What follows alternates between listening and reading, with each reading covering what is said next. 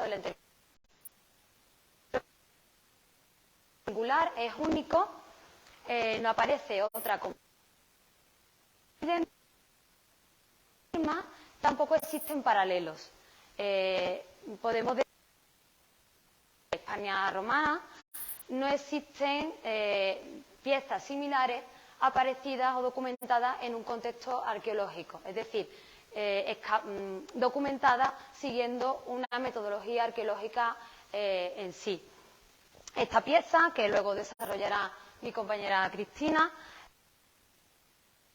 que vemos aquí, la tumba número 1, porque fue la que presentamos en esta intervención arqueológica.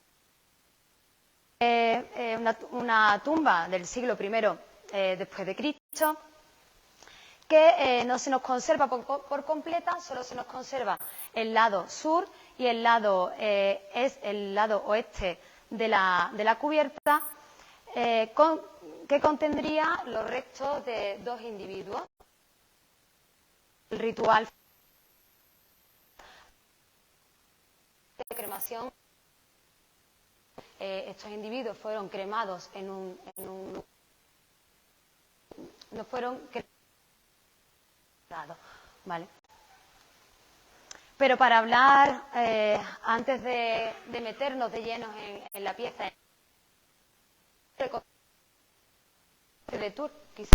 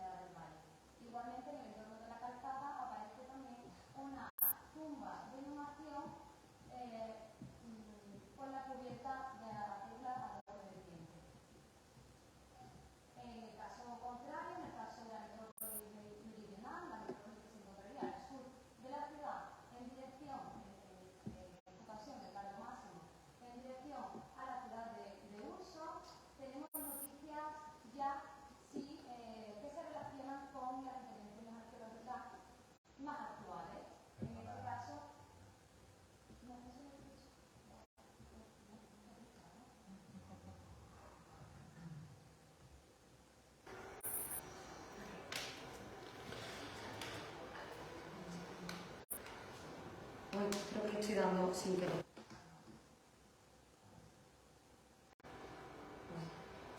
Ya. Vale. Un momento. Pues en esta ocasión, en la tanto en la intervención arqueológica de Cristo de Confalón, donde se documentan una serie de tumbas tanto de incineración como de inhumación, cuya cronología va del siglo I al siglo II después de Cristo, y también a raíz de la intervención en la calle Victoria número 13 se documentan en este caso todo tumbas de inhumación, algunas de ellas en contenedores en sarcófagos de plomo, en este caso de 2 adultos. La necrópolis oriental, en su salida a Córdoba, lo conocemos a raíz del Collantes de Terán, como ya nos documenta desde el siglo XVI. En esta ocasión, los epígrafes funerarios se ubican a unos 400 metros en la salida de lo que hoy podríamos decir que es la zona de la Guardia Civil, donde está el cuartel de esa zona, y el resto de epígrafes funerarios de cabecera semicircular, muy a la moda en la colonia Augusta Firma, se ubicarían en la zona que, bueno, más o menos sobre el Capri, una cosa, se ubica por esa zona. Es lo que conocemos de la necrópolis oriental. También algunos testimonios orales ubican un hallazgo casual de un sarcófago de plomo en las inmediaciones de la antigua fábrica de Tadi, frente al polígono. Pasando ya a la necrópolis occidental, el Decumanus Máximo en su salida hacia la ciudad de Hispali, una zona quizá mejor conocida por esos nuevos proyectos de desarrollo urbanístico de la ciudad, y porque se realizan intervenciones arqueológicas en extensión, como son, en primer lugar, la intervención en la calle en la Algodonera 1 y 2, que se excavó entre el 99 y el 2001 por Jesús Tinoco, y en segundo lugar la intervención arqueológica de calle Bellido número 18. Ambas intervenciones dieron como resultado una gran cantidad de tumbas, en concreto la Algodonera unas 72 tumbas y la calle Bellido 118 tumbas. Por lo tanto, ya estamos hablando de un conocimiento mucho mayor y más extenso de la necrópolis occidental. Evidentemente, esto es un resumen, hay muchísimas más intervenciones en todo el entorno. Una de las tipologías diferentes que aquí sí que se podrían documentar es el enterramiento de infantiles en el interior de ánforas de tipo Dressel 2B, de Beltrán 2B. Gracias al equipo de y el proyecto que realizamos desde Arquinova, hemos realizado esta recreación de cómo sería ese paisaje funerario en la antigua Astigi. Tenemos que imaginar que estaría a la salida de la ciudad, con esos epígrafes, con esas estelas funerarias de cabecera semicircular, a ambos lados de las vías principales de salida de la ciudad, y también en algunas ocasiones, o en algunos casos, delimitados por un espacio sagrado, quizá de uso familiar o de uso gremial. También grupos de gremio, grupos de trabajadores se podrían enterrar en un mismo espacio, marcado por unas dimensiones. Adentrándonos ya en la intervención de María Auxiliadora, esta intervención que llevamos a cabo entre 2020 y 2021, con su parón pandémico, tuvimos 2 meses sin poder intervenir en la excavación, responde a un nuevo proyecto constructivo, en este caso con la suerte para nosotros de tener un garaje, por lo tanto llegar a una cota romana. En el caso En otros casos, pues no es posible llegar a estas cotas. Fueron 650 metros cuadrados de solar, en los que podemos ver en la parte inferior de la imagen cómo se desarrolló esa intervención. En primer lugar, fue un control de movimientos de tierra hasta que comenzamos a detectar las primeras estructuras funerarias. A raíz de ahí, pues comenzamos un trabajo manual poco a poco y documentando todas esas estructuras de época romana. Aquí vemos una imagen aérea que gracias al arquitecto técnico Rafael Arévalo pudimos realizar. A priori, y viéndolo así, a simple vista, no nos llama la atención las estructuras funerarias, porque hasta el día de hoy en la ciudad no se han documentado monumentos funerarios grandiosos, ¿no? Como un tipo mausoleo, sino que son tumbas quizás un poco más humildes. Y a simple vista, pues, no pueden llamar la atención estas estructuras que movemos aquí, que son las tumbitas. Sí que nos llama, al contrario, la atención esta canalización, ya documentada en 2004 por Alejandro Jiménez, en el solar contiguo, en el solar con esquina calle Soria, que es la calle que limita al norte la parcela objeto de actuación, con la calle del Carmen. En aquella ocasión Alejandro pudo documentar 12 metros y medio de longitud de esta canalización de drenaje, y nosotros a la que le sumamos 15 metros más de longitud. Uso las diferentes fases cronológicas que se han desarrollado en el solar, en la parcela de María Auxiliadora número 4, tenemos que pensar que en una época primigenia este solar es usado para la construcción de esta canalización de drenaje. Igualmente, a la par, a final del siglo I a.C., principio del siglo I después de Cristo, en una época, una fecha muy fundacional de la ciudad, se desarrollan las primeras tumbas, los primeros enterramientos, que se prolongan hasta el siglo II, mediados del siglo II después de Cristo. En el momento en el que se comienza a ocupar, como se ve en esta zona, en la zona este del solar, una especie de estructura que posiblemente estén asociadas con un uso industrial. Esto lo sabemos por paralelos también que se han venido dando en otras intervenciones de la ciudad, como puede ser en Puerta Cerrada número 9, donde se ubica un barrio con un uso, una función industrial, relacionado también por la reutilización de elementos cerámicos para la construcción de sus muros. En María Auxiliadora también lo hemos podido documentar cómo se usan fragmentos anfóricos para la construcción de estos muros, y en este caso una pileta que no pudimos documentar su longitud, ya que se continuaba en la parcela contigua.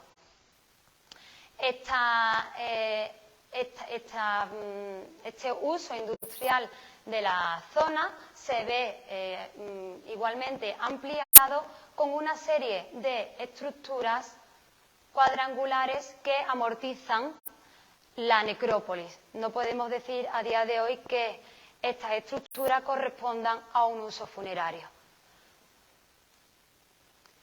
Resumiendo, siendo muy breve, intentando ser muy breve, en cuanto a los resultados que María Auxiliadora en su uso funerario hemos obtenido, hay que decir que se han documentado 28 enterramientos, 27 de ellos pertenecen a restos óseos humanos y uno de ellos a un perro, a un cánido joven.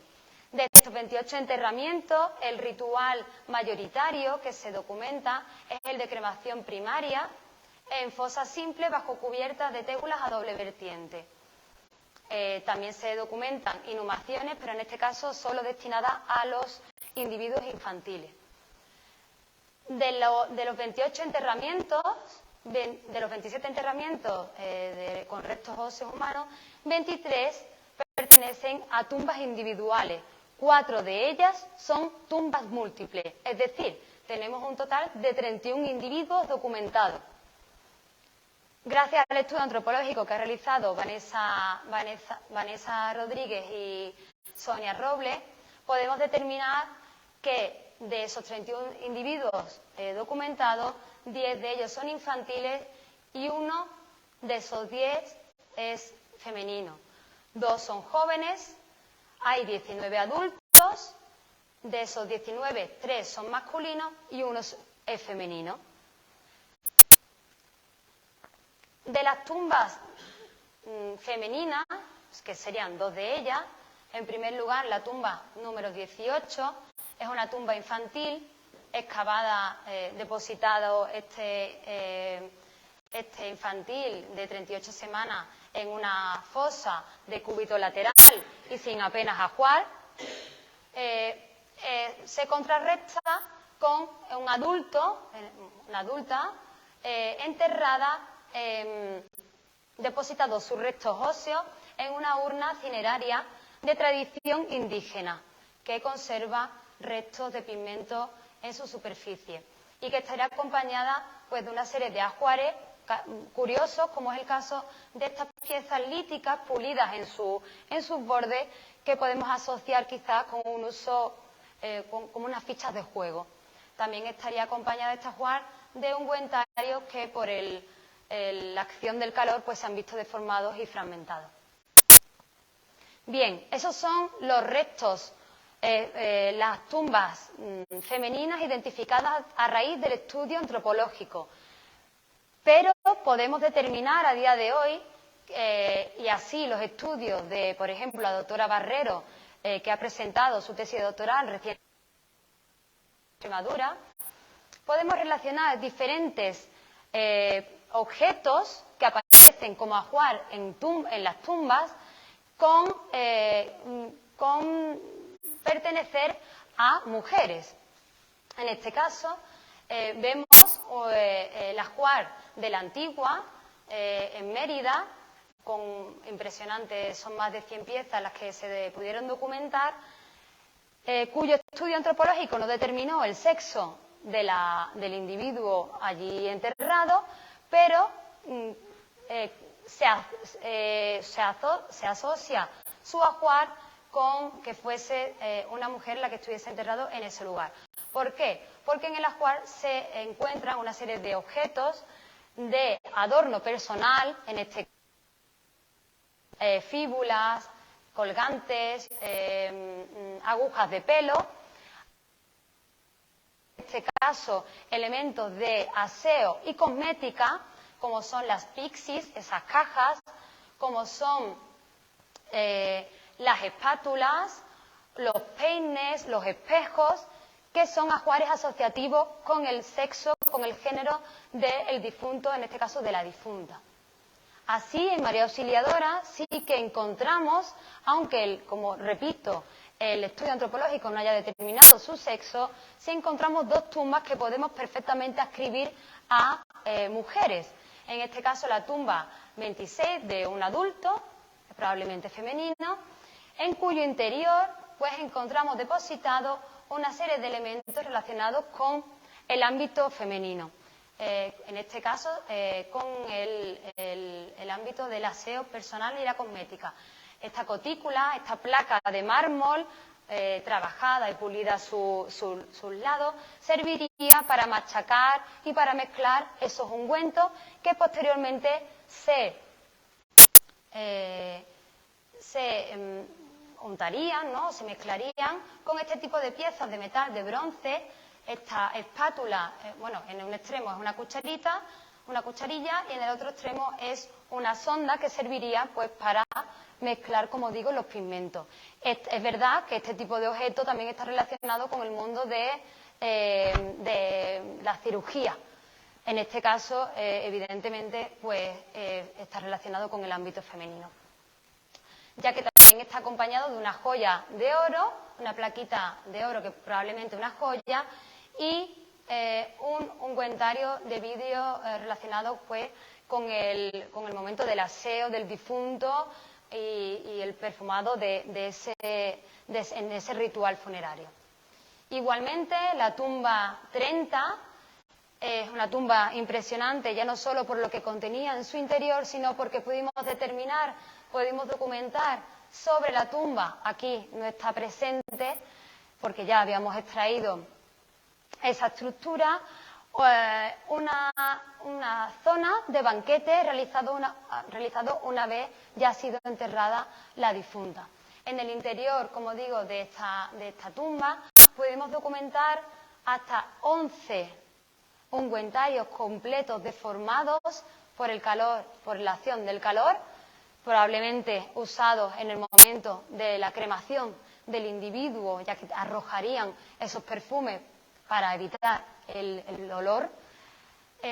Igualmente se documentan objetos cerámicos, piezas cerámicas muy singulares, como es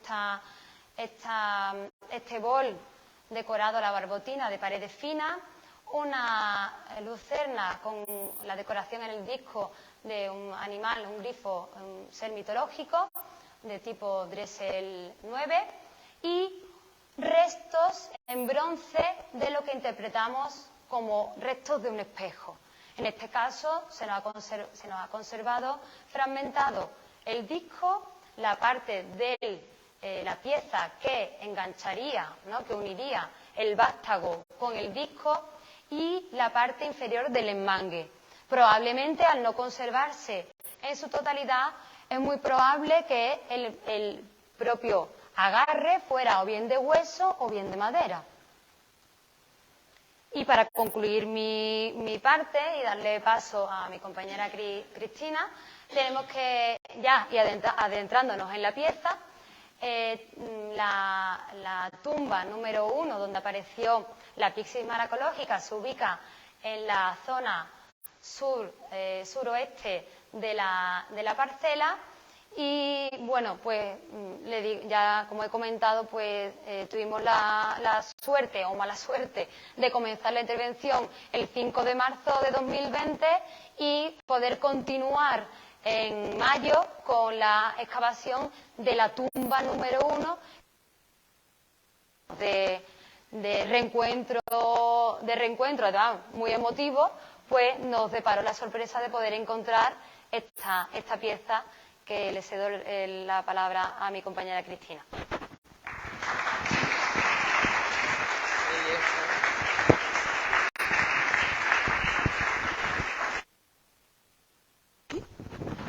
Bien, ¿no? ¿Ahí? Bien. Vale. A ver, gracias. Bueno, voy a ser breve para que no se nos haga esto muy... Ana, nuestra sorpresa al documentar esta primera tumba y al intervenir en ella fue el hallazgo de esta evidentemente la arqueología es destructiva, por lo tanto ante todo hay que fotografiar, y en este caso vimos la necesidad también de hacer un trabajo de fotogrametría sobre la propia pieza. Realizando una serie de fotografías alrededor de esta estructura, pues como digo, podíamos documentar la pieza en 360 grados y así, una vez documentado toda esa cubierta, aunque parcialmente desaparecida ya en época antigua, pues pudimos ya trabajar en el interior de la sepultura. Esta sepultura ha dado como resultado más de 1.500 fragmentos óseos cremados, que, como bien ha dicho mi compañera Ana, fueron estudiados por la doctora Sonia Robles en su momento. Un trabajo arduo, como pueden comprobar. Allí estaban enterrados pues los restos de dos individuos. Sería un individuo de edad adulta y un individuo de edad infantil, entre 2 y 8 años.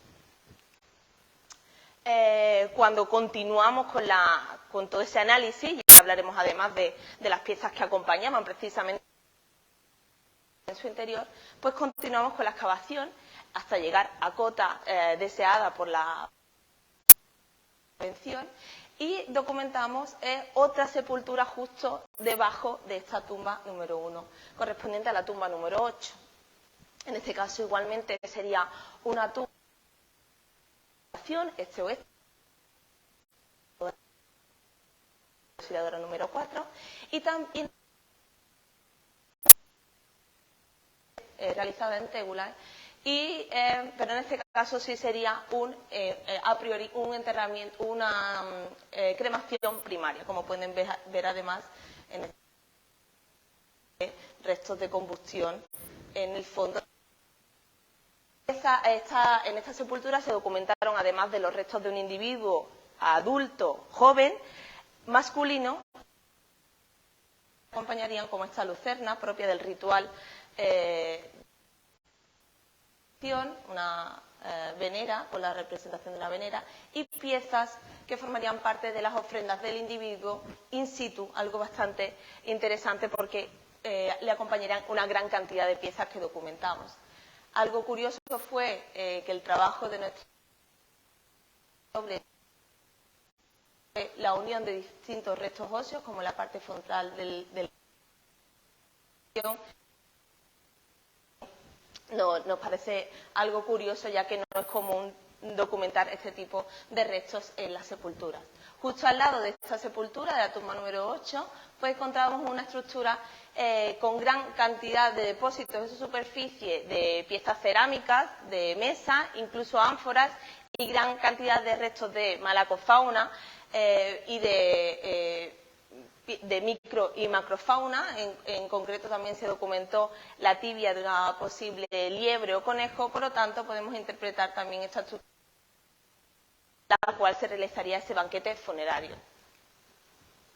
Ya entrándonos en la pieza en concreto, nuestra sorpresa fue encontrar, como digo, una vez de forma muy inicial, la documentamos en la intervención al principio del inicio de la excavación. Es muy común encontrar piezas de este tipo, moluscos o bivalvos desde la época prehistórica en las sepulturas, y en concreto este tipo de bivalvos para formar con ellos cajas o estuches incluso desde época sumeria, ya que las ciudades diferentes conchas con restos de pigmentos en su interior desde el año 2500 a.C., ¿no? Se trata de una concha que formaría parte de la familia de los pectínidos y denominadas como vieiras.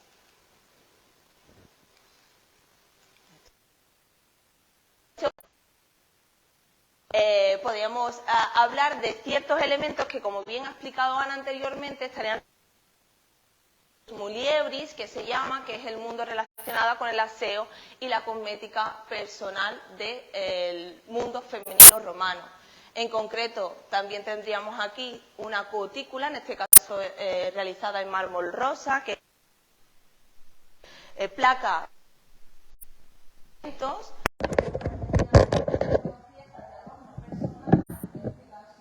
una aguja de cabello, y esta pieza que aún se encuentra en proceso de estudio, que probablemente fuese parte de adorno o un aplique de algún elemento que acompañaría la sepultura, probablemente en metal de plata.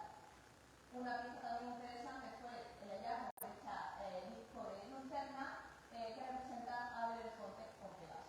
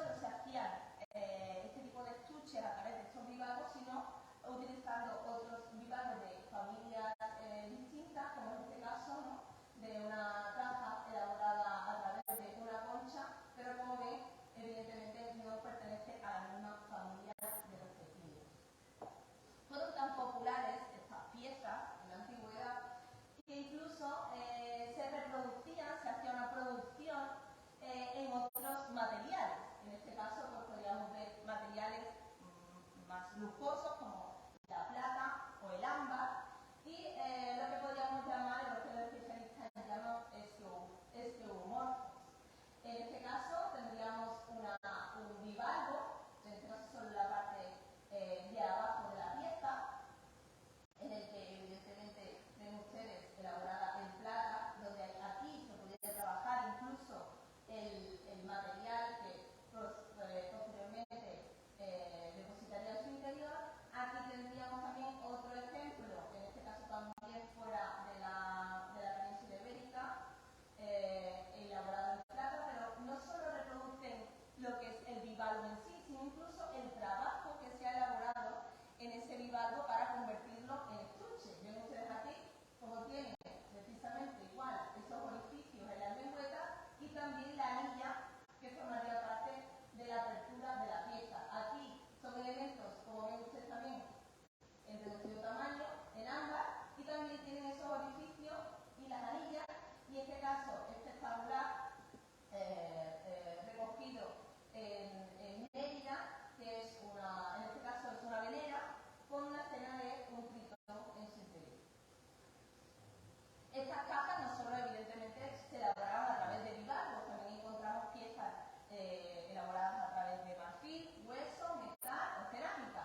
Un caso excepcional que se documenta y que da y que nos asegura que estas cajas, al menos una de sus funciones fueron el uso de cosmética en su interior, es el documentar el pigmento, como bien habíamos hecho referencia en el centro de Mérida, encontrar el pigmento, pues, como digo, en su interior. Y en este caso, no solo serían pigmentos, sino que se encuentra incluso una crema facial con la huella de las yemas de los dedos de su poseedora o de la sirviente que trabajaría en la casa de esta mujer romana.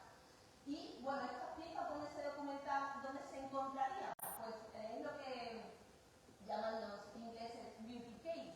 Sería una caja que normalmente no nos ha llegado a nosotros porque se realiza normalmente en madera, un material que no nos llega pasado el tiempo, pero sí que se pueden documentar las cerraduras y las decoraciones de estas cajas. En este caso es un ejemplar evidentemente de Pompeya, que se encuentra en el Museo Nacional de Nápoles, y como ven ustedes, no solo se documentarían en su interior pequeñas pixies, pequeñas cajas de otros materiales, sino también elementos de adorno personal y elementos de cosmética, y se llevarían conjuntamente pues, en el interior o se depositarían en el interior de esta caja. En nuestra intervención en concreto no hemos podido documentar cajas de este tipo, pero sí que hemos encontrado materiales que podrían estar asociados a diferentes cajas. No sabemos si evidentemente serían cajas de estas dimensiones y que albergarían en su interior este tipo de piezas, pero que probablemente pertenecerían a algún elemento relacionado con alguna caja. Y en este caso vemos elementos que son en madera y aquí algunas piezas metálicas y clavos que formarían parte de esa pieza. Y para finalizar, aquí ven ustedes una recreación precisamente de esos acuarios funerarios asociados a mujeres. En este caso podríamos identificar a esta pieza, que ya la hemos visto. En este caso, fíjense ustedes que está asociada a joyas, por lo tanto también podrían formar parte de piezas como estuches o joyeros, no solo con elementos cosméticos en su interior, aunque no se han documentado piezas, en este caso originales en intervenciones arqueológicas que lo contuvieron, pero puede ser una de sus funciones, además evidentemente de espejos, distintos documentarios, peines, estas espátulas o cucharillas y evidentemente joyas como fíbulas, pendientes, collares, brazaletes. Y para finalizar, bueno, la arqueología materializa todas aquellas piezas o algunas de las piezas que se ha podido estudiar a través de los escritos antiguos y de la epigrafía, de los estudios epigráficos, además de algunas pinturas o relieves, como es el caso de esta escena genial de una dominante, una mujer, ¿no? Una matrona. En este caso, pues, se está embelleciendo gracias al trabajo de sus sirvientes. Muchas gracias.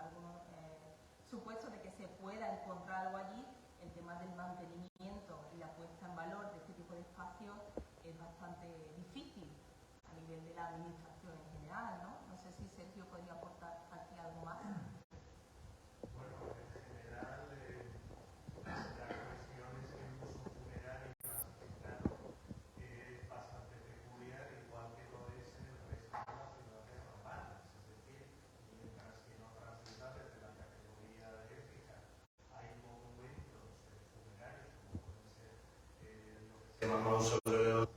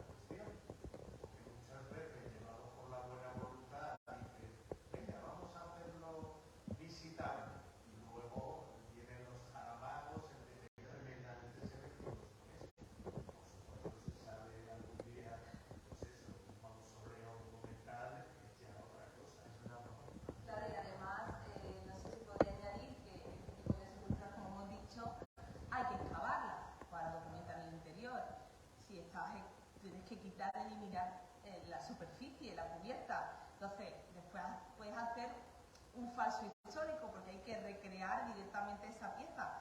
¿Tiene sentido ya depositarla allí simplemente por la cubierta? Pues quizás no. Quizás la documentación es lo que aporta. En otras ocasiones esa es también una solución. Recrear la propia excavación en otro espacio. Que eso sí, con Antonio, de hecho, con el director del museo, Antonio Fernández Ugalde, lo hemos comentado en alguna ocasión. Se ha comentado, sí, para poder hacerlo en el futuro. En el patio trasero, en el museo, un recorrido un poco por lo que sería hasta entonces las distintas necrópolis documentadas aquí y sobre todo también las distintas tipologías de tumbas que se han documentado, sobre todo para asociarlas a este tipo de ajuares que ya están resultando ser bastante interesantes, ¿no? A ver, Fernando. Bueno, primero felicitaros por la conferencia y por todo el ciclo que hemos desarrollado durante este 2022. Por supuesto también al museo, a Antonio, nuestro director, que anda por ahí, a Sergio, que con todo colabora. Y la verdad es que lo hemos pasado muy bien en estos meses de este año. Y ahora la pregunta es muy sencilla. ¿Hay alguna de estas necrópolis que se fundan en la ciudad en la que haya restos de épocas posteriores que se hayan mezclado, se hayan confundido o solo parece romano? Solo romanos se superponen otros usos. En el caso, por ejemplo, de la necrópolis sur de la ciudad, la calle Victoria, el Cristo de Confalón, ahí se ve una superposición, pero con un cambio de uso, ya hacia un uso industrial del espacio. Sí, en épocas posteriores, de hecho se documentó en las excavaciones de la Plaza de España, y en épocas posteriores ya teníamos un espacio interior de la ciudad en la que eran espacios funerarios. Efectivamente, en época romana estaba totalmente prohibido, pero sin embargo en épocas posteriores, efectivamente, en épocas posteriores ya sí se documentan en la Plaza de España, pues esos enterramientos de época visigoda, evidentemente la mampara islámica, la enorme mampara islámica con más de 5.000 individuos, creo recordar. Bien, pues.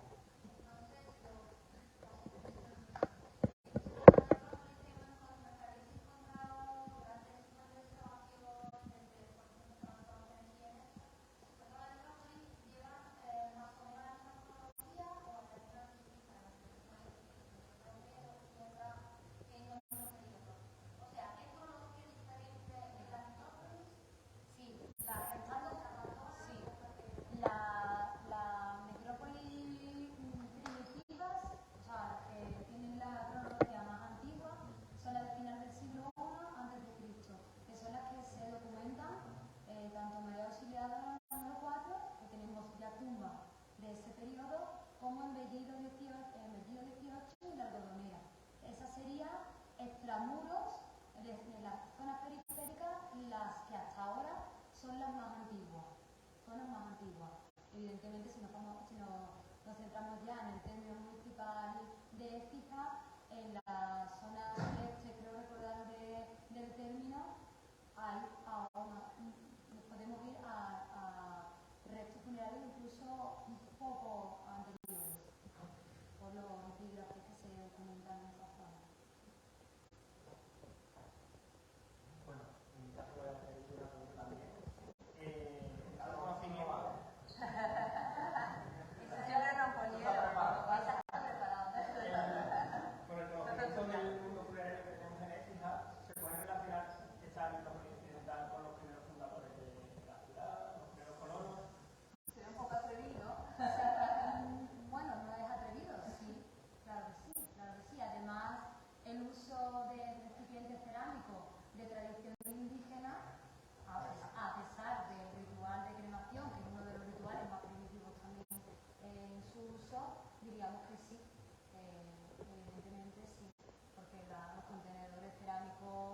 de tradición indígena nos apuntan al menos a una relación muy directa con los primeros fundadores. Eso sí es muy interesante, como ha dicho Ana, el hecho de que encontremos urnas de tradición indígena con ritual propiamente romano nos están hablando de esa transición, ¿no? O al menos de ese mundo, ¿no? Del mundo indígena propiamente autóctono de este espacio con la llegada pues, de esos foráneos, ¿no? del mundo romano.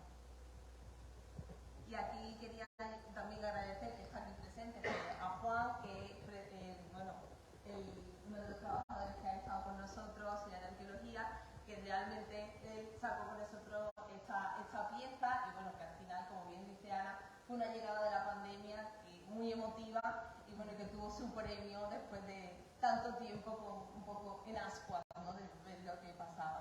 Queríamos agradecer de nuevo a todos, agradecer a Pedro por su presentación y bueno, hemos querido hacer un acercamiento en este año de toda de la vida funeraria, que al final nos habla de la vida cotidiana, ¿no? de nuestros, de los antepasados, de